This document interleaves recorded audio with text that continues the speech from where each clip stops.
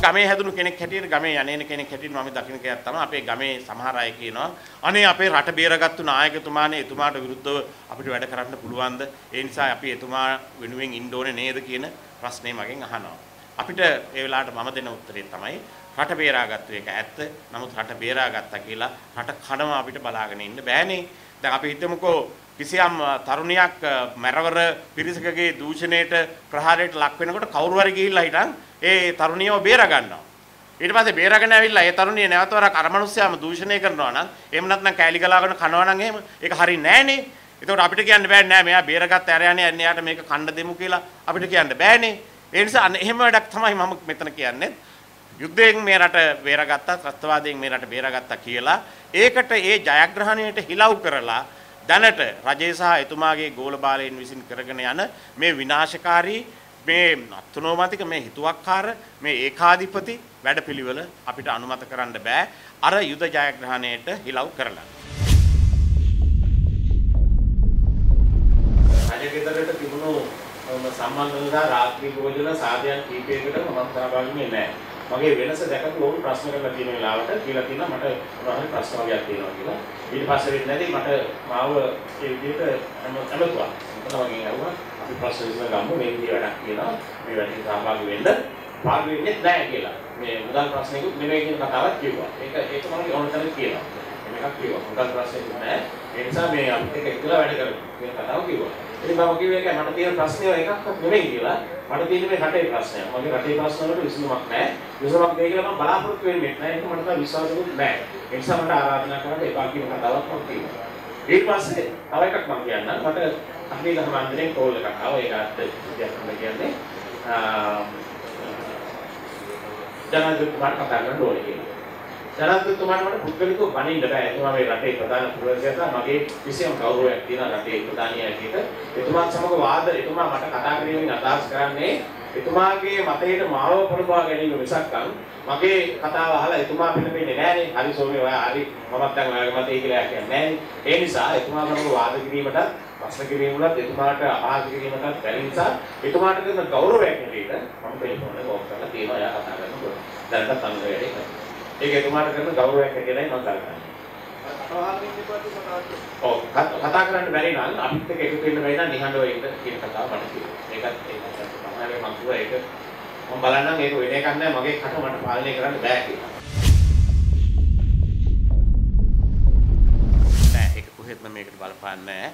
තිරපත පිටපත් සහ අශෝක සිංහ මහතා සමග මගේ තිබුණු මතවාදය මගේ මේ අද මේ තීරණයට කිසිසේත්ම සම්බන්ධයක් නැහැ. ඒක මගේ වෙනම මතයක්. ඒක බොහොම මට මේ රටේ තියෙන ප්‍රශ්න වලින් මට අමතක කළා හැකි බොහොම පුංචි ප්‍රශ්නයක් ඒක. ඊට වැඩි මහ දැවැන්ත ප්‍රශ්න තියෙනවා. මම ඒ වෙනුවෙන් කතා කරන්නේ ඔය සිනමා වේ ප්‍රශ්න සහ පිටපත් ප්‍රශ්නේ කියන එක මට විශාල ප්‍රශ්නයක්. දැන් හදිසියේ උකස් කළ දෙන්නේ නැහැ මහත්තයෝ මේමය. මම කිව්වේ මම මේ මැතිවරණ වේදිකාවල හිටියා. මම කතා කළේ මොන පරමාර්ථයකින්ද කියන එක මම කිව්වනේ. මම 2005 දී ඉදිරිපත් උනේ මේ රටේ තිබුණු යුද්ධයේ අවසානයක් දකින්න කැමැත්තෙන්. ඒතකොට 2010 දී මම ඉදිරිපත් උනේ එතුමාට තව වරක් අපි ඉඩ දුන්නා මේ තියෙන නිවැරදි කිරීම කරන්න. වැරදි දේවල් නවත්තන්න. එහෙම දෙයක් වුණා මිසක්කන් ඒ ජයග්‍රහණ වල තමන්නාන්සලට මතකද මම දන්නේ නැහැ 2005 සහ 2010 කලාකරුවන්ගේ එකමුතු මේ වේදිකාව සංවිධානය කළේ මමයි රේණුකයි දෙන්න. අපි තමයි සංවිධායකයෝ. හැමතැනම රැස්වීම කොයිද තියන්නේ වේදිකාව හදන්නේ කවුද? කැම දෙන්නේ කොයිද? නවතින්නේ මොන හෝටලේද? කතිකයෝ කවුද? මේ කතිකලා ඉතුරු හදන්නේ කවුද? කියන සින්දු මොනවද? වාදක මණ්ඩලය කවුද? කියලා අන්තිම කතාව කරන්නේත් මම. ඉතින් එහෙම හිටපු කෙනෙක් එහෙම කළා මිසක්කන් ඊට පස්සේ ඒ වෙනුවට මම ඒ රජයේ මැතිවරණ වලින් කරපු සේවය හරි ඒ වෙනකොට මට ගොඩ නැගිලා තිබුණු කලාකරුවෙක් හැටියට තිබුණු ප්‍රතිරූපය හරි එහෙම නැත්නම් මගේ දැනුගත්කම් හරි උපාධිය හරි පාවිච්චි කරලා මට මම තමයි මේකට නියම සුදුසු සර් මට මේක දෙන්න කියලා මම මොනවද ඉල්ලුවේ මම මොනවද ගත්තේ මම මොනවද ගත්ත ප්‍රතිලාභ තමුන්නාන්සලට පේනවනේ මම කිව්වා මම පැත්තකට වෙලා මට දෙන්න හැදුවා මම කිව්වා නෑ මම පැත්තකට වෙලා ඉඳගෙන මගේ කටයුතු මම කරනවා සර් රට හරියට කරනවා නම් රට හරියට යනවා නම් මම අපේක්ෂා කරන එකයි මම කැමති කලාකරුවෙක් විදිහට මගේ කලා නිර්මාණ වල නිරත වෙන්න මම කළෙත් ඒකයි ඒ නිසා මගේ ප්‍රතිරූපය මම උකස් තිබ්බේ නෑ රජගෙදර. දැන් අපි මම කිව්වා මම 2005 මහින්ද රාජපක්ෂ මැතිතුමාගේ ජයග්‍රහණයෙන් පස්සේ මම කරපු පළවෙනි යෝජනාව තමයි මේ රටේ සංස්කෘතිය, කලාව, රසවින්දනය කියන එක ප්‍රපාතයට වැටලා තියෙන්නේ පසුගිය දශක කිහිපය තුලම 70 ඉඳලා අද දක්වා. එය නිවැරදි කිරීමක් අවශ්‍යයි. ඒ සඳහා අපිට වැඩපිළිවෙලක් අවශ්‍යයි. රසවින්දනයේ කලා නිර්මාණ යහපත් කලාකරුවන් අයහපත් කලාකරුවන් සමහර වෙලාවට එහෙම කලාකරුවන් තෝරා බේරා ගැනීම එහෙම දේවල් සිද්ධ වුණේ නැහැ. එතෙක් කල මම යෝජනා කළා හැම දෙයක් අවශ්‍යයි කියලා. අපි සිනමාව ගැන කතා කරමුකෝ. සිනමාවේ ඉස්තර තිබුණා සම්භාව්‍ය චිත්‍රපටි කියලා චිත්‍රපටි කොටසක්. එහෙම චිත්‍රපටි හදන පිරිස් වලට වෙනම පහසුකම්, වෙනම සිනමා ශාලා පද්ධති ක්‍රමයක් සහ වෙනම ණය සහන, ප්‍රචාරක සහන මේ විදිහේ දේවල් තුලින් යහපත් කලා සිනමා කරුවන් දිරිමත් කිරීමේ වැඩපිළිවෙලක් තිබුණා. ඒක අද නැහැ. අදත් නැහැ. 2005 තිබුණෙත් නැහැ. මම කිව්වා යලි ස්ථාපිත කරන්න කියලා. ඒක උනේ නැහැ. ඊට පස්සේ සංගීතය ගන්නකො ගීත ගත්තොත් එහෙම එදා ගුවන් විදුලියේ තිබුණා ගීත වලට සීමාවන්. එක්තරා යුගයක් තිබුණා චිත්‍රපටි වලට ඉන්දීය චිත්‍රපටි අනුකාරක සංගීතය තහනම් කරපු. අපිට අසංගතයක් තිබුණානේ හින්දි සින්දු වලට තමයි වචන දාලානේ හදන්නේ එහෙම එකක් තහනම් කළා. ස්වතන්ත්‍ර නිර්මාණ ආයුතුයි කියලා. 60 70 දශකවලදී නීති ක්‍රියාත්මක වුණා. ගුවන් විදුලියේ ගීතයක් වාදනය වෙනවා නම් එය නිරීක්ෂණ මණ්ඩලයකට ගිහිල්ලා එහි පදමාලාව නිරීක්ෂණය කරලා සංගීත නිරීක්ෂණය කරලා මොන විදිහේ ගීතයක්ද කියලා වර්ගීකරණයකින් පසුව තමයි ගුවන් විදුලියේ වාදනය කළේ. ගායකයෙක් හෝ ගායිකාවක් වෙනවා නම් ගායකයන්ට ශ්‍රේණි තිබුණා. විශිෂ්ට ශ්‍රේණියේ ගායකයෝ හිටියා. අමරදේවතුමා, නන්දාමාලිනී, වික්ටර් රත්නායක වැනි අය විශිෂ්ට ශ්‍රේණියේ ගායකයෝ. එතකොට ඔවුන්ට වෙනම දිරිගැන්වීම් තිබුණා. දැන් අද මොහෙම දෙයක් තියෙනවද? මොකේද තියෙන්නේ? සාහිත්‍යයේත් ඔය විදිහේ වර්ගීකරණ තිබුණා. අද එහෙම දෙයක් නැහැ. අද ඕනම කෙනෙකුට පුළුවන් විශිෂ්ට ශ්‍රේණියේ කලාකරුවෙක් වෙන්න පැය 24ක් ඇතුළත. රැයක් එළිනකොට කලාකරුවෙක් වෙන්න පුළුවන් සල්ලි තියනවනම්. හරි වෙන මොනවා හරි දෙයක් දෙන්න තියදක් තියෙනවනම්. ගෑනු ළමයි නම් වෙන දේවල් දීලා ජනප්‍රිය වෙනවා. අපිට ඒ වාසියක් නැහැ. ඉතින් එහෙම එකක් තියෙනවා. ඉතින් එහෙම සංස්කෘතියක් හැදිලා තියෙනවා. ඉතින් මේ දේවල් අපි ජනාධිපතිතුමාට යෝජනා නොකලා නොවේ. මගේ ළඟ තියෙන ෆයිල් ගොනුවක් මන් දීපු යෝජනා ගොනුවක් සත පහකට ගණන් ගත්තෙත් නැහැ. ඒව තේරෙන්නෙත් නැත දන්නේ නැහැ එතුමාට. මම එක සැරයක් කියනකොට සංස්කෘතික නියාමන අධිකාරියක් පිටිය යුතුයි කියලා එතුමා මගෙන් අහනවා සංස්කෘතික පොලිසියක්ද සෝනි දාන්න ඕන කියන්නේ. ඉතින් සංස්කෘතික පොලිසියක් දාන්න බෑනේ කියලා. එතනින්ම තේරෙනවා එතුමාට තේරෙන්නෙත් නැහැ අඩු ගන්න තේරෙන කෙනෙකුගෙන් අහන්නෙත් නැහැ. උපදේශ ගන්නේ උපදේශ ගත යුත්තන්ගෙන් නෙමෙයි. Tamanට සමීපව සිටින තමන්ගෙන් වරප්‍රසාද විඳින එතුමාට yes sir කියලා දෙකට නැමෙන තමන්ගේ පුරෝහිතයින්ගෙන් උපදෙස් ගත්තා මිසක්කන් අපි වගේ අයගේ උපදෙස් එයා පිළිපැද්දේ නැහැ. ඒ නිසා අපි එතුමා ළඟ ඉඳගෙන එතුමාට ඒවා නොකීවා නොවේ. අපි කීවා එකම දේ තමයි ඒවා ඇසුවේ නැත. මගේ චිත්‍රපටයේ විවිධ ස්ථානවල පෙන්වීම නායක හමුදා කඳුරුවලත් පෙන්වුවා. ඔබතුමා දන්නේ නැහැ මම යුද හමුදා කඳුරුවලත් පෙන්වුවා, ගුවන් හමුදා කඳුරුවලත් පෙන්වුවා, පාසල් වලත් පෙන්වුවා, පන්සල් වලත් පෙන්වුවා. ඉතින් ඒවා දේශපාලන සම්බන්ධයක් නැහැ. ඒ ආයතන වලින් ඒ ස්ථාන වලින් මට ආරාධනාවක් තියෙනවා නම් වාසනාවකට හෝ අවාසනාවකට මගේ චිත්‍රපටිය වුන් ඉල්ලා සිටිනවා. ඒ වෙලාවට ගිහිල්ලා සමහරලාට චිත්‍රපටි ශාලාවක් නැති ඔය පදවිය ගලම් බිඳුණු වැව මොකද්ද තනමල්විල ඔය වාගේ ප්‍රදේශ වලින් ඉල්ලනවා අපිට චිත්‍රපටි බලන්න ඕන දෙන්න කියලා. ඉතින් අපි චිත්‍රපටි කියලා පෙන්නනවා. ඒක ඇති වැරද්දක් නැහැ. ඒක මේ මහින්ද රාජපක්ෂ ජනාධිපතිතුමාගේ වැඩසටහනක්වත් එතුමාගෙන් උදව් අරගෙනවත් නෙවෙයි මම ඒක කළේ. ඉල්ලීමක් තියෙනවා මම ඒකට මට පුළුවන් විදිහට මම ඒකට ඒ සේවය සපයනවා. ඒ නිසා එහෙම නාවික හමුදාවෙන් මම උදව් ගත්තේ නාවික හමුදාවේ මගේ මල්ලි හිටපින්ද නෙමෙයි. මගේ චිත්‍රපටි මෙන්නලා තිනවා මම මල්ලි නාවික හමුදාපති වෙන්න කලින්. එයා බොහොම සුළු නිලධාරියෙක් ඉන්න කාලේ ඉඳලා 2000 ඉඳලා මම සරෝජා චිත්‍රපටියත් පෙන්නුවා. එතකොට මගේ මල්ලි මේ කවුරුත් ගණන් ගන්නේ නැති සාමාන්‍ය හමුදා නිලධාරියෙක්. ඒ නිසා මම මේ ප්‍රයෝජනෙ ගත්තේ නැහැ. ඔබතුමාගේ අනික් ප්‍රශ්නේ 35 පිටපත් 35ට මම 55 කරගත්තා කියන එක. හරි. ඒක මම හිතනවා අපි කවුරුත් දන්න දෙයක් 35 55 වුණා. 35 නීතිය අශෝක දේශසිංහ මහත්තයා ගේන්නේ 2013 මම මේ ප්‍රශ්නේ ගැන වැඩි කතා කරන්න කැමති නෑ ඇත්තටම මොකද ඒ තරම් වැදගත් නෑ නමුත් ඔබතුමාට පිළිතුරු දෙන්න ඕනේ දෙන්නේ ඒ නීතිය ගේන්නේ 2013 ජනවාරි 1 වෙනිදා සිට මේ නීතිය ක්‍රියාත්මකයි 35 සීමාවට අයිති වෙ යුතුයි කියලා. නමුත් ඊට කලින් මේ නීතියෙන් කලින් කිසියම් චිත්‍රපටයක් හැදුවා නම් අධික පිරිවැයක් දාලා ඒගොල්ලෝ දන්නේ නෑ එතකොට මෙහෙම නීතියක් තියෙනවා කියලා. ඒ අයට අයිතියක් තියෙනවා මේ නීතිය අදාළ නොකර ගන්න. මේ නීතිය දාපුවා මේ නීතිය නොදැන ඊට කලින් දෙයක් කරලා තියෙනවා නම් ඒක බෑක්ඩේට් කරන්න බෑනේ. ඒ නිසා මම මේක සභාපතිතුමාට කිව්වා අය ගණන් ගත්තේ නැහැ. ලේකම්තුමාට කිව්වා ගණන් ගත්තේ නැහැ. ඇමතිතුමාට කිව්වා එයා ගණන් ගත්තෙත් නැහැ. ඊට පස්සේ මේ රජයේ ඉන්න බලධාරියා ජනාධිපතිතුමාට මම ලිව්වා. එතුමා බලලා හිටන් කිව්වා මේක පරීක්ෂා කරලා බලලා මේක 2013 නීතිය ගේන්න කලින් හදපු චිත්‍රපටයක් නම් මේකට අවසර දෙන්න කියලා. ඒ නිසා එතුමා නීතිය ක්‍රියාත්මක කළා මිසක්කන් එතුමා මට පුද්ගලික වාසියක් කළේ නැහැ. මම ජනාධිපතිතුමාට ස්තුතිවන්ත වෙනවා එතනදී නිවැරදි තීරණය ගැනීම. 2013ට කලින් හදපු තව චිත්‍රපටි තියෙනවා නම් ඒවටත් දෙන්න ඕන. මම හිතන්නේ ජයන්ත චන්ද්‍රසිරි මහත්තයාගේ මහරජා ගැමුණු චිත්‍රපටියටත් දීලා තියෙනවා. ඒකත් 2013ට කලින් වැඩ පටන් ගත්ත එක. එච්චර වියදමක් කරලා ඒගොල්ලෝ හදලා තියෙන්නේ එහෙම නීතියක් තියෙනවා වගේ නොදන්න. එහෙමනම් ඉතින් ඔය කලාකරු විතරක් නෙමෙයිනේ ඔයාට පුළුවන් මහින්ද රාජපක්ෂ මැතිතුමාගේ ඉඳලා ඔය පාර්ලිමේන්තුවේ එතුමා සමග සිටින කණ්ඩායමේ සියලුම දෙනාගේත් නම් කියන්න. ඒ හැමදෙනාමත් මාත් එක්ක හිටියා. ඔය හැමදෙනාගේම ආසනවල දේශපාලන රැස්වීම් සංවිධානය කළෙත් මම. ඒ නිසා හැම එක්කෙනෙක්ම මමත් එක්කලා හිටියා. ඉතින් මට ඔබතුමාට කියන්න පුළුවන් ද මම එහෙම ඒ කණ්ඩායමත් එක්ක හිටියා කියලා අපි ඒක මතවාදයක හිටියා. කරව ගැනීම උත්සාහය තියෙනවා. දැන් මම මේ කරන්නේත් එහෙම උත්සාහයක් තමයි. තේරෙන කෙනෙකුට තේරෙන්න මම මගේ මතවාදය කියනවා. නමුත් මට කිසි කෙනෙකුට බලෙන් කියන්න බෑ. මෙන්න මේකයි මම දැන් හැරුණා මචං වරෙන් මගේ පිටිපස්සෙන් කියලා මට කියන්න බෑ. සමහරලාට සමහර අයට අර මම කලින් කියපු දේශපාලන සංස්කෘතිය වැරද්ද බලපානවා. දැන් ඔය ඔබතුමා ඔය කියපු සමහර නම් දැනට වරප්‍රසාද ලාභීන්. ඔවුන්ට වරප්‍රසාද ලැබෙනවා. දැනට ඔවුන් භුක්ති විඳිනවා කිසියම් වරදාන. මම දන්නේ ඒගොල්ලන්ගේ මතවාදය මොකක්ද කියලා අපිට මතවාද දෙකක් තියෙන්න පුළුවන් නේ. මේ රටේ ඕනම කෙනෙකුට තමන්ගේ මතවාදයේ ඉන්න පුළුවන්. මට එකක් සැක කරන්න පුළුවන් ඒගොල්ලන්ට ඒ තැන් වලින් ගැලවෙන්න බැරි තමන් දැනට වරප්‍රසාද ලබනවා. වෙනස් වුණොත් ඒවා අහිමි වෙනවා. ඉතින් ඒවා අහිමි කරගන්න ඒ කවුද කැමති වෙන්නේ මේ තියෙන ක්‍රමයේ යටතේ. එහෙම නැත්නම් අනාගත බලාපොරොත්තුවක් තියෙනවා යම්කිසි විදියකින් මහින්ද රාජපක්ෂ මැතිතුමා ජයග්‍රහණය කළොත් මේ වරප්‍රසාද අපිට දිගටම පවත්වාගෙන යාමට තව වර්ධනය කර ගැනීමට ඕ හැකියාව තියෙනවා.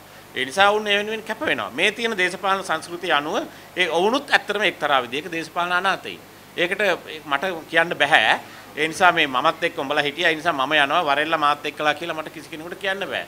ධර්මසිරි බණ්ඩාරනායකලා මේ මගේ ඉන්න අනික සහෝදර කලාකරුවෝ මම හිතන්නේ මතවාදීව අපි කවදාවත් විරුද්ධව හිටියා කියලා. අපේ සමහර කටයුතු වලදී අපේ මත ගැටුම් තියෙනවා. එක පවුලේ මත ගැටුම් තියෙනවා. මගේ සහෝදර සහෝදරියන් සමග මත ගැටුම් තියෙනවා. මගේ බිරිඳ සමග මත ගැටුම් තියෙනවා. හැබැයි අද රේණුකා මෙතෙන් ආවේ නැත්නම් ගැටුමක් තියෙනින්ද නෙමෙයි. එයා අර මම බාරගත් උත්සවයක් තිබුණා වෙන පාසලක. ඉතින් එතෙන් මට අද යන්න හම්බෙන්නේ නැති නිසා මම කිව්වා මං උනේ නියෝජනය කරන්න එතෙන් යන්න කියලා. නමුත් අපි අතරේ තියෙනවා සමහරලාට අපි 100%ක්ම එකඟ නැහැ.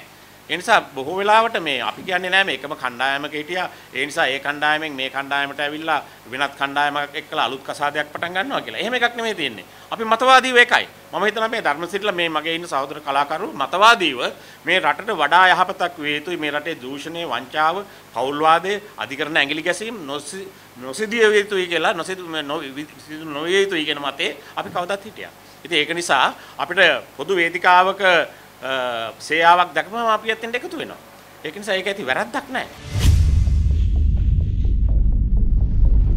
නෑ වැරදි ප්‍රකාශය වැරදි. මගේ ළඟ ලියුම් තියෙනවා. මගේ ළඟත් ෆයිල් එකක් තියෙනවා. මගේ ලියුම් හැබැයි වෙන කාගෙත් ලියුම් නැහැ. මගේ ළඟ ෆයිල් එකක් තියෙනවා. මගේ ලියුම් ටික මම පෙන්නන්නම්. මම කරපු යෝජනා සහ මම කරපු දේවල් තියෙනවා ගණන් ගත්තේ නැහැ. ඒක තමයි මට තියෙන ප්‍රශ්නේ. අපි යෝජනා කළා ඒවට ඇහුම්කන් දීමක් හෝ ඒ පැත්ත ගැන හිතීමක් නැහැ. ඒ නිසා ඒක තමයි මගේ මේ විරසක භාවයටත් හේතුව. එහෙම නැතු වෙන කිසි දෙයක් නෙමෙයි. මම එතුමාගෙන් ඉල්ලපු දෙයක්වත් මම බලාපොරොත්තු වෙච්ච දෙයක්වත් එහෙම කිසි දෙයක් නැහැ. අපි යෝජනා කරපු සුබවාදී දේවල් රටේ යහපත කලාවේ යහපත වෙනුවෙන් අපි යෝජනා කරපු දේවල් කිසි දෙයකට එතුමා කන් දුන්නේ නැහැ, කන් දෙන්නෙත් නැහැ. දැන් අපිට තේරිලා තියෙනවා එතුමාට ඒවා ඇහෙන්නෙත් නැහැ. මේ පැත්ත බිහිරි. මේ පැත්ත අන්ධයි. ඒ නිසා මේ වීණා වාදනය කළ යුත්තේ කන් ඇහෙන සතෙක් ඉදිරියේනේ.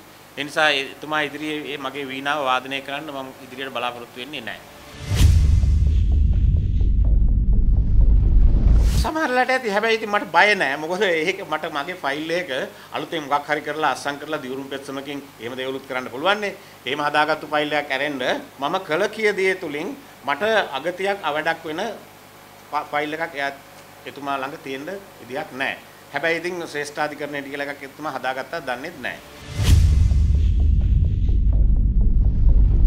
දැනට අපිට ලොකු සාකච්ඡාවක් කරන්න තරම් ඉඩ ප්‍රස්තාව තිබුණේ නැහැ. නමුත් සරලව මම මේ කියන මේ සංස්කෘතික විනාශය ගැන සංස්කෘතික හා රසවින්දන විනාශය ගැන මම ඉඟියක් දීලා තියෙනවා. මෙන්න මේක දැන් ඒ කරලා තියෙන අනික් යෝජනාවල ඔක්කොටම මම එකඟයි. විධායක බලතල අහෝසි කිරීම, රටේ විනිවිදභාවය, කොමිෂන් සභා පිහිටුවීම මේ විදිහේ මේ දැනට විපක්ෂයේ විසින් යෝජනා කරලා තියෙන බොහෝ යෝජනාවලට මම එකඟයි. ඒවට මම එකතු කරලා තියෙනවා. මෙන්න මේකත් ඇතුළත් වෙන්න ඕනේ කියලා. මේ කලාව සංස්කෘතිය රැක ගැනීම සහ වර්ධනය කිරීම සහ යහපත් කලාකරුවන් දිරිමත් කිරීමේ වැඩපිළිවෙලක් අවශ්‍යයි. පාසල් මට්ටමින් සහ අනිත් එක තමයි මම නිතරම කියන ප්‍රශ්නයක් තමයි මේ රටේ සංස්කෘතික නිවැරදි කිරීමක් කරන්න බැරි හේතුවක් තියෙනවා. මොකද සංස්කෘතික අමාත්‍යාංශය කියලා එකක් තිබුණාට මේ රටේ සංස්කෘතික වෙනස්කම් කිරීමට අමාත්‍යාංශයට බෑ. ජනමාධ්‍ය අමාත්‍යාංශය කියන්නේ වෙන එකක්. එතකොට බොහෝ වෙලාවට සංස්කෘතික විනාශ කිරීමක් හෝ සංස්කෘතික රක්ෂණයක් හෝ දෙකම කරන්න පුළුවන් ජනමාධ්‍ය, විද්‍යුත් මාධ්‍ය තුලින් විශේෂයෙන්ම. ඉතින් එතෙන් ඇඟිලි ගහන්න සංස්කෘතික දෙපාර්තමේන්තුවට බෑ. ඊට පස්සේ තමයි සංස්කෘතික රක්ෂණයක් කරනවා නම් ඒක කරන්න ඕනේ අධ්‍යාපන දෙපාර්තමේන්තුව තුලින්. මේ ළමයින්ට උගන්වන්න ඕනේ පුංචි කාලේ ඉඳලා හොඳ දේවල් රස විඳින්න. ඉතින් එහෙම දෙයක් කරන්න අධ්‍යාපන දෙපාර්තමේන්තුවට ඇඟිලි ගහන්නත් සංස්කෘතික අමාත්‍යාංශයට බෑ. ඒ ප්‍රධාන වශයෙන් ওই අමාත්‍යාංශ දෙක වුණාට අනිකුත් සෑම අමාත්‍යාංශවලම සංස්කෘතික මැදිහත් වීම තියෙනවා. දැන් සංචාරක වාගේ ගත්තත් එහෙම සංස්කෘතික මැදිහත් වීම තියෙනවා. ඉතින් ඒ හැම දෙයකටම පුරාවිද්‍යාව මේ විදිහේ. ඒ හැම දෙයකටම සංස්කෘතික බලධාරියෙක් ඉන්න ඕනේ. සංස්කෘතික ඇමතිතුමාට බලයක් නැහැ. මේ අනික් මේ අමාත්‍යාංශ වලින් අනික් දෙපාර්තමේන්තු වලින් සංස්කෘතික විනාශයක් සිද්ධ වෙනවා නම් ඒවට මැදිහත් වෙන්න. ඒක වෙනම දෙපාර්තමේන්තුවක්. අන්න ඒක නිසා තමයි මම කිව්වේ සංස්කෘතික නියාමන අධිකාරියක් සංස්කෘතියට වග කියන කිසියම් අධිකාරියක් මේ රටේ අවශ්‍යයි. ඒක පිළිහිටවන්න නැතුව සංස්කෘතික නිවැරදි කිරීමක් කරන්න බෑ. ඉතින් ඒකත් මම යෝජනා කරලා තියෙනවා. එහෙම දේවල් වෙන්නේ නැහැ. එහෙම දෙයක් වෙනවා කියලා බලාපොරොත්තු වෙන්නත් බෑ. මේවා අලුත් දේශපාලන කණ්ඩායම සමග පොදු අපේක්ෂකයන් සමග අපි සරලව කියලා තියෙනවා. තාම අස්සම් කරලා නැහැ. නමුත් අපි බලාපොරොත්තු වෙනවා ඒක කරන්න. මම හිතනවා එතන ඉන්න අනික් කණ්ඩායමේ අනික් ප්‍රබලයින් දිහා බලපුවාම අපිට විශ්වාසය තබන්න පුළුවන් ආ ඉන්න විශේෂයෙන් චම්පික රණවක වගේ ඇමතිවරුන් රත්න හාමුදුරුවෝ වගේ අය උදේ ගම්මන්පිල වගේ මහත්තුරු සමග අපිට සාකච්ඡා කරන්න පුළුවන්. එතකොට අපිට කිසියම් බලයක් ලැබෙනවා ඒ කණ්ඩායමේ. ඒ බලයක් සහිතව මිසක් නැතුව නිකම්ම ඒගොල්ලන්ගේ වේදිකාවක මල් පෝච්චියක් වෙන්න අපි යනවා නෙමෙයි. එහෙම එකක් නෙමෙයි. අපි යන්නේ කිසියම් දර්ශනයක් ඇතුව කිසියම් වැඩපිළිවෙලක් ඇතුව. ඒ වැඩපිළිවෙල සාර්ථක කර ගැනීමට එකම මාර්ගයත් මේකයි. මේ ගමන් කරන මාර්ගයේ පළමුවෙන් අපි ආවරණය කළ යුතුයි. ඒක ආවරණය කිරීමෙන් පසුව තමයි අලුත් මාර්ගය නිර්මාණය වේ යුත්තේ. ඒ නිසා ඒ යෝජනා කරලා තියෙන හැම සැලැස්මක් තියෙනවා. ඉදිරියේදී පොදු අපේක්ෂකයාගේ ජයග්‍රහණය වෙනුවෙන් කළ හැකි උපරිමය කරන්න බලාපොරොත්තු වෙනවා. මොකද එතුමා මහින්ද රාජපක්ෂ මැතිතුමා පරාජය නොකර මේ කියන කිසි දෙයක් කරන්න බෑ. තමන් ඒක විභාග කරලා බලන්න ඕනේ. ඇත්තටම මේ ප්‍රකාශයේ තියෙන මේ ප්‍රකාශයක් කරන්නේ ඇයි කියලා. මම ඔබතුමාට මම එක දෙයක් හිතන්න දෙයක් මම දෙන්නම්. දැන් ඔය හිතන්නකෝ 2005 2010 කලාකරුවන්ගේ වේදිකාව ගැන පොඩ්ඩක් හිතන්නකෝ. එතන තිබුණු ප්‍රබලම හඬ මම ආඩම්බරෙන් කියනවා නෙමෙයි. ඇත්තටම මම තමයි සංවිධානය කළේ. එතකොට එතන තිබුණු අනිකුත් සම්බන්ධතාවයන් බලපුවාම ජනාධිපතිතුමා අගමැති නෙමෙයි විපක්ෂ නායක නෙමෙයි විපක්ෂයේ කවුරුත් අඳුරන්නේ නැති മന്ത്രി කෙනෙක් වශයෙන් ඉන්න කාලෙත් එතුමා මගේ මිත්‍රයෙක්. මම ඕස්ට්‍රේලියාවේ ජීවත් වුණු කෙනෙක්. මම සිඩ්නි නුවරේ ඉන්නකොට සිඩ්නි නුවරේ එතුමා ආපුවම ඉන්නේ මාත් එක්කලා. ඒ තරම් අපි සමීපයි. මම මහින්ද කියලා තමයි කතා කරන්නේ. දැන් අපි එහෙම කියන්නේ නැහැ. එතුමාට ගෞරව කිරීමක් හැටියට. නමුත් මගේ හැම පුද්ගලිකම කටයුත්තකටම එතුමා ආවා. ඒ අතිනුත් මම එතුමාට සමීපයි. දේශපාලන වේදිකාවේ හිටපු ප්‍රබල චරිතයක් හැටියටත් මට එතන දේශපාලන අයිතිවාසිකමකුත් තියෙනවා. අනෙක් දේවල් වලින් බැලුවොත් අපේ අධ්‍යාපනික මට්ටම් වලින් බැලුවොත් ওই කණ්ඩායමේ ඔක්කොටම වැඩි එලින් මම ඉන්නවා. මට මොකද්ද තිබුණු අඩුව ඔය කට්ටිය අභිබවා ගිහිල්ලා තනතුරක් ලබා ගන්න. හරි මට ඒ පැත්තෙන් හැම දෙයක්ම තියෙනවා. මට භාෂා දෙකක දැනුමක් තියෙනවා. මට ජාත්‍යන්තර සම්බන්ධතාවයන් තියෙනවා. මට කතා කරන්න පුළුවන්. මට ඕන කෙනෙක් පොළඹවා ගැනීමේ හැකියාවක් තියෙනවා මේ සීමාවල් තුල. ඉතින් මේ විදිහේ දෙයක් තිබුච්ච මම එතුමාට ඔය හිටපු අනෙක් කලාකරුවෝ අභිබවා ගිහිල්ලා ගන්න තිබුණු හොඳ ප්‍රතිරූපයක්. එතකොට මම ඒවා ගන්නෙත් නැතුව අද මට එතුමාට සමීප වෙලාවේ වරප්‍රසාද ගන්නත් ඒ දොර අර මොකද්ද සැලූන් දොරක් තියෙනවා කියනවනේ. ඒක තාම විවෘතයිනේ. මට ඕකෙන් යන්න පුළුවන් කිසිම මුරසෙබලෙක් නැතුව. එහෙමත් තියෙද්දි මම අද මේ අවදානම් කලාපයකට ඇවිල්ලා මේ ප්‍රකාශ කරන්නේ ඇයි කියලා චුට්ටක් හිතලා බලන්නකෝ. මොකද්ද මම බලාපොරොත්තු වෙන්නේ? එහෙම නැත්නම් මම මෛත්‍රීපාල සිරිසේන මැතිතුමාගෙන් බලාපොරොත්තු වෙනවද? මෙතුමාගෙන් ගන්න බැරි වෙච්ච දෙයක්? එහෙම බලාපොරොත්තුවක් තියනවද? අවංකව කියනවා නම් මට දැනන විදිහට මේ කතා කරන්නේ මගේ හෘද සාක්ෂිය. මම සෝමරත්න දිසානායක කියන පුද්ගලයාට හරි ආදරේ. ඒ මිනිස්සයා මට ආරූඪ වෙලා ඒ මිනිස්සයා හුඟක් අවංකව කතා කරනවා සහ හුඟක් අවදානම් ගන්නවා. මට අවදානමක් තියෙනවා. ඒක මම නෑ කියන්නේ. මගේ පවුලේ අය මට කියනවා තනියම ගමන් බිම යන්න එපා, කතා කියන්න එපා, මොනවා වෙයිද දන්නේ නැහැ කියලා. ඒ විදිහේ මට තැනකුත් තියාගෙන ඒ විදිහේ දොරකුත් ඇරිලා තියෙද්දි මේ විදිහේ අවදානම් කලාපයකට ඇවිල්ලා තමුනාන්සලාට මම අද මෙහෙම කතා කරනවා. මොකටද? මම එහෙම කරන්නේ. ඇයි? එතකොට අර කියපු ඔබතුමා කියපු කලාකරුවන්ගේ මේ කලාකරුවගේ අතර වෙනසක් දකින්න පුළුවන් නම් හොඳයි. බැරි නම් මට කරන්න දෙයක් නැහැ. අනේ ඉතින් ජනාධිපතිතුමා ළඟට කිට්ටු වෙන්න කවුද අකමැති? එතුමා රාත්‍රී භෝජන සංග්‍රහයකට කියලා ලියුමක් දාපුවාම කඩාගෙන බින්දගෙන කට්ටිය යනවා. ඉතින් මට කෝල් එනවා අනේ මට ලියුමක් ආවේ නැහැනේ සෝමయ్య මටත් යන්න ආසයි හදලා දෙන්නකෝ කියලා. ඉතින් එහෙම කට්ටියක් අපේ ඉන්නේ. ඉතින් ඒක තමයි අපි හැදිලා තියෙන සංස්කෘතිය. ජනාධිපතිතුමාගේ ආරාධනයකින් එතුමා අර්ලියගහ මන්දිරයට ගිහිල්ලා එතුමා මේ ළඟට සමීපෙන්නවත් බැරි වුණත් කැම වේලා කාලා ඉන්න ආරාධනාවක් ලැබෙනවා නම් මිනිස්සු කැමතියි. එහෙමයි කඩාගෙන බින්දගෙන යනවා. ඒ නිසා තමයි එතුමා ඒක ආයුධයක් කරගෙන අන්න ඒක තමයි කියන්නේ වැරදි විදිහට පාවිච්චි කරන එක. එතුමා හිතාගෙන ඉන්නේ මේ කලාකරුවෝ කියන්නේ හරක් රැලක්. මුන් දක්කන්න පුළුවන්. කෝටුවක් අරන් පිටිපස්සෙන් ජක් ජක් කියපුවාම මට ඕන පැත්තට දක්කන්න පුළුවන් කියලා. හැබැයි එහෙම දක්කන්න පුළුවන් අය ඇති. ඉතින් ඒකට අපි මොකද කරන්නේ? අපි එතනම ඉන්නවා. ඒක අපි වෙනස් වෙන්නේ නැහැ. ඒකනේ කියන්නේ දැන් අපි වෙනස් වුණේ නැහනේ. දැන් අපි කවදාවත් වෙනස් වෙලා නැහැ. අපි එක තැනක ඉන්නවා. මේ වෙනස් වෙන්නේ දේශපාලනඥයෝ. දැන් බහින්ද රාජපක්ෂ මැතිතුමත් මෙහෙම කෙනෙක් කියලා අපි එදා දැනගෙන හිටියනම් එහෙම වෙන්නේ නැහනේ. අපිට යම්කිසි එහෙම වෙනවා. සමහර වෙලාවට අපි හිතන දේවල් නෙමෙයි වෙන්නේ වෙනත් දේවල්. සමහර වෙලාවට අපි මිනිස්සු ගැන විශ්වාසය තියෙනවා, විශ්වාස කඩනවා. එතකොට අපි එතනින් වෙනස් වෙනවා. ඉතින් ඒක තමයි මේ සිද්ධ වෙලා තියෙන්නේ. යම්කිසි විදියකින් අපි මේ අපේක්ෂා කරන අලුත් කණ්ඩායමත් මෙහෙම වුණා නම් එහෙම මේ කටම තමයි එදත් කතා කරන්නේ. ඔයාලා එන්න මම ඇවිල්ලා මේ මයික්‍රොෆෝන් එකට එතුමාට විරුද්ධවත් මෙහෙම කතා කරනවා. ඒක විශ්වාසයි. ඒක තමයි අපේ තියෙන කිසියම් වෙනසක් තියෙනවා නම් අපේ තියෙන හොඳකම ඒක තමයි. මම ඒක තමයි කිව්වේ සෝමරත්න දිසානායකට මම ආදරෙයි කියලා අන්නේ ඒක ගතිය හින්දා. ඒක නිසා මට එල්බගත්තු පක්ෂයක් නැහැ. මට එල්බගත්තු නායකයෙක් නැහැ. හැබැයි මට එල්බගත්තු ප්‍රතිපත්තියක් තියෙනවා. ඒ ප්‍රතිපත්තිය වෙනස් වෙන්නේ නැහැ. ඒ වෙනුවෙන් අපි හැමදාමත් ඉන්නවා. කලාකරුවෙක් හැටියට අපි වෙනම කතා කරනවා නම් කලා ක්ෂේත්‍රයේ අපිට බොහෝ දේවල් තියෙනවා. බොහෝ යෝජනා තියෙනවා. අපි දැන් ඉදිරිපත් කරපු යෝජනා තියෙනවා. සංස්කෘතික ප්‍රඥප්තියක් අපි හදලා තිබුණා. ඇත්තටම මටත් මතකයි. බොහෝ ඒ වගේම තමයි මාධ්‍ය ප්‍රතිපත්තියකුත් අපි හදලා ඉදිරිපත් කරලා තිබුණා. ඒවා හැබැයි ඉතින් කඩදාසි පමණයි. ෆයිල් වල තියෙන කඩදාසි පමණයි. මේවා ක්‍රියාත්මක වෙන්නේ නැහැ. ඉතින් ක්‍රියාත්මක නොවෙන්නේ ඇයි කියලා අහුවොත් තමයි අපිට කියන්න තියෙන්නේ. ඒවට අපි විශ්වාස කරපු බලධාරීන් නිලධාරීන්ට ඒ අවබෝධය නැහැ. සහ ඒ රසය නැහැ. ඉතින් එහෙමනම් ඔවුන්ට ඒක පොවන්නත් බෑ අපිට. අපිට කරන්න තියෙන එකම දේ තමයි ඔවුන් අයින් කරලා වෙන කණ්ඩායමකට බාර දෙන එක. දැන් ඒ කණ්ඩායමෙන් ඒක වෙනවද කියලා අහුවොත් එහෙම කියන්න තියෙන්නේ. අපි දන්නේ නැහැ. හැබැයි උත්සාහ කරන්න ඕනේ. දැන් මෙයාගෙන් වෙන්නේ නැහැ කියලාම දන්නවනම් ඊළඟ එක්කෙනාගෙන් වෙන්නත් පුළුවන් නොවෙන්නත් පුළුවන් නම් අපි තෝරා ගන්න පුළුවන් අර වෙන්නත් පුළුවන් නොවෙන්නත් කියන එක්කෙනා. මොකද අරයා නෑනේ. එයා නිෂේධ වෙලා ඉවරයි. එයාට කතරයක් දාලා තියෙන්නේ. මෙයාට ක්වෙස්චන් මාක් එකක් තියෙන්නේ. අපි ක්වෙස්චන් මාක් එක පැත්තට හැරෙනවා. ඒකටත් කතරයක් දාලා නැත්නම් අපි වෙන දිහක් හොයනවා. කොහේ හරි ඔක තියෙන්න ඕනේ. ඒක තමයි මම කියන්නේ මේ අපේ රටේ දේශපාලන සංස්කෘතිය වෙනස් වෙලා අලුත් කණ්ඩායමක් එන්න ඕනේ. මම තව දුරට කියන්න මට තව කියන්න තිබුණ තව එකක් අපේ රටේ විවිධ දේශපාලන පක්ෂ තියෙනවානේ. විශේෂයෙන්ම විකල්පවාදී වාමවාදී පක්ෂ තියෙනවානේ. වමට නැඹුරු පක්ෂ තියෙනවානේ. මේ පක්ෂවල ප්‍රතිපත්ති අරගෙන බැලුවොත් එහෙම මේ හුඟක් පක්ෂ ප්‍රතිපත්ති වල එකකවත් ඇති වැරද්දක් නැහැ. බොහොම ජනතාවාදී ප්‍රතිපත්ති මාලාවක් තමයි තියෙන්නේ.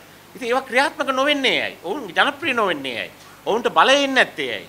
අන්න එතන තමයි අපිට තියෙන ප්‍රශ්නේ. ඔවුන්ගේ ඒක ඉදිරිපත් කිරීමේ ක්‍රමවේදය සහ ජනගත කිරීමේ කිසියම් ප්‍රශ්නයක් තියෙනවා. සහ ඔවුන් අතරේ තියෙන කුලල් කා ගැනීම තියෙනවා. දැන් ඒ විදිහේ නියම විදිහට ජනතාවාදීව ජනතාව කෙරෙහි සැබෑ අනුකම්පාවෙන් බලන සැබෑ දේශපාලනඥයෝ හැමතැනම ඉන්න පුළුවන්. සමහරලාට ශ්‍රී ලංකා නිදහස් පක්ෂයේ ඉන්න පුළුවන්, එක්සත් ජාතික පක්ෂයේ ඉන්න පුළුවන්, ජනතා විමුක්ති පෙරමුණේ ඉන්න පුළුවන්, අනිකුත් වාමාංශික පක්ෂවල ඉන්න පුළුවන්, හෙළ උරුමේ ඉන්න පුළුවන්. සමහර වෙලාවට තව විශාල පිරිසක් ඉන්න පුළුවන් දේශපාලන පක්ෂයකට ක්‍රියාකාරී සක්‍රීය දේශපාලනයට නොපැමිණ නිහඬව සිටින බුද්ධිමතුන් විශාල පිරිසක් මේ රටේ ඉන්නවා දේශපාලනේ කතා නොකරන. මෙන්න මේ පිරිස් වල එකමුතුවක් අපිට අවශ්‍යයි. සමහර වෙලාවට තියෙන ওই පොඩි මතභේද දැන් අපි හිතමු එක පක්ෂයක් කඩාගෙන තව පක්ෂයකට ගියාට පස්සේ ඒ පක්ෂයේ ප්‍රධාන හතුරා බවට පත් වෙන්නේ හිටපු කණ්ඩායම. දැන් එක උදාහරණයකට ගන්නකො දැන් ජනතා විමුක්ති පෙරමුණේ ඉඳලා විමල් වීරවංශ මහත්තයා කඩාගෙන ගියා. ඊට පස්සේ විමල් වීරවංශ මහත්තයාගේ ප්‍රධාන හතුරා බවට පත් වෙන්නේ ජනතා විමුක්ති පෙරමුණ. එහෙම වෙන්න බෑනේ. එතුමාට වඩා සමීපම පක්ෂය වෙන්න ඕනේ ඒක. එහෙම නැත්නම් පෙරට ගාමු පක්ෂය කියලා වෙනම කණ්ඩායමක් ගියාම ඒගොල්ලන්ගේ ප්‍රධානම හතුරා බවට පත් වෙන්නේ අර තමන් ළඟ හිටපු කට්ටිය. එහෙම නෙවෙයි ප්‍රධාන හතුරා ඉන්න වෙන තැනක. නමුත් මේ අපි තියෙන සංස්කෘතිය අනුව අපි සතුරන් මිතුරන් තෝරා ගැනීමේ ප්‍රශ්නයක් තියෙනවා. මම කියන්නේ මේ ජනතාවාදී කණ්ඩායම්, ජනතාවාදී ජනනායකයන් සහ ජනතාවාදී විද්වතුන්, නිහඬ විද්වතුන් මේ සියලු දෙනාම ඒකරාශී වෙලා අපේ රටේ සැබෑ ජනතාවාදී කණ්ඩායමක් අනාගතයේදී බිහි විය යුතුයි. අන්න ඒ හීනේ අපි දකිනවා. ඒ හීනේ දකිනකොට අපිට එක එක අය පේනවා.